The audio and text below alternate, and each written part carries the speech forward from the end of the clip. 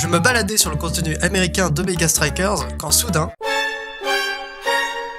une vidéo parlant d'une technique qui pourrait soi-disant révolutionner le jeu. Bonjour, je suis Useless Fish et aujourd'hui on va parler du Goal Rotation System.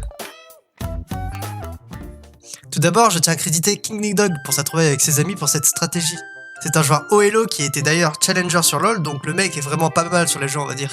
Bref, sa vidéo et sa chaîne sont dans la description et passons au sujet de la vidéo. Le Goal Rotation System. Alors le Goal Rotation System, ou GRS, qu'est-ce que c'est? En fait, pour l'expliquer, c'est très simple.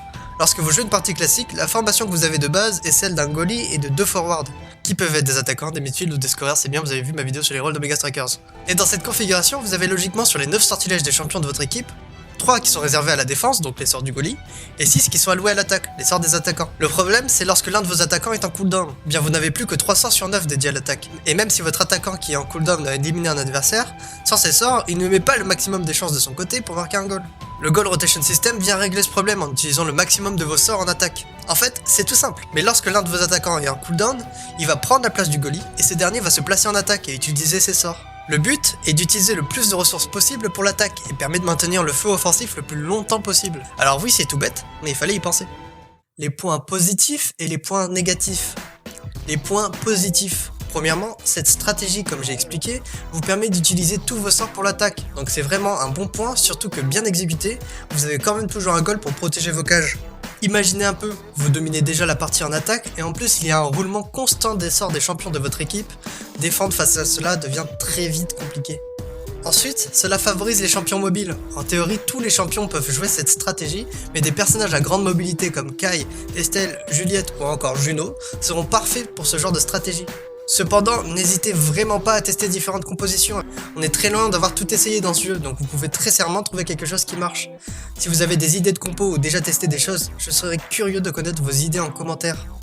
Enfin, ça donne encore plus d'intérêt au game avec vos amis, car ça demande une vraie communication pour mettre en place cette technique. Les points négatifs. Ce n'est pas si simple à mettre en place. En effet, si vous n'êtes pas très haut elo, ça peut devenir compliqué de devoir gérer ses sorts et les rebonds involontaires, en plus de la stratégie. Donc pour les elo de bronze jusqu'à platine, on va dire qu'il est préférable de d'abord renforcer votre skill individuel. Après, si vous arrivez à l'exécuter avec vos amis facilement, ça fera toujours un plus dans votre arsenal. Deuxième point, un mauvais timing et c'est la catastrophe.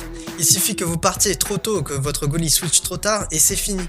Le palais arrive de votre côté du terrain, personne ne sait qui est le goalie, bref, c'est le chaos et vous prenez un goal. Bien qu'elle puisse très bien marcher, mal exécutée, la stratégie ne fera que créer la confusion dans votre équipe. Dernier point, elle est difficile à mettre en place quand vous jouez en solo queue. En effet, bien que j'imagine très bien le Goal Rotation System devenir une norme dans le jeu, pour l'instant ce n'est pas le cas.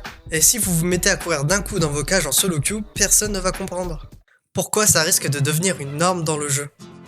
Le Goal Rotation System est l'une des premières stratégies qui émergent du début de jeu, et sa simplicité et ses avantages pourraient prendre le pas sur ses défauts. On peut en effet penser qu'au fur et à mesure que le jeu mûrit, le niveau global deviendra meilleur, ainsi les défauts cités plus tôt seront atténués. Les joueurs apprendront très tôt à utiliser cette technique et deviendra une seconde nature pour eux, un peu comme le Last Hit dans League of Legends. Et comme cette technique sera connue de tous, il sera alors possible de la pratiquer même en solo queue. Après, ça peut très bien ne pas être le cas, mais le GRS commence sur de bonnes bases pour s'imposer dans le jeu. Donc voilà, j'ai à peu près tout dit sur cette stratégie, on verra bien comment elle évolue dans le jeu. Peut-être qu'elle va passer inaperçue, peut-être pas, on verra. J'espère juste que ça va pas pourrir le ballot, je pense que c'est pas une bonne chose que des joueurs qui galèrent à bien placer leur sort tentent de jouer avec cette stratégie. À mon avis, c'est trop de confusion d'un coup, mais bon, on verra. Peut-être que c'est mieux de commencer par la stratégie, on verra bien. Merci d'avoir suivi cette vidéo, la prochaine portera sur le nouveau striker qui débarque ce jeudi 06, donc je vous dis à la prochaine.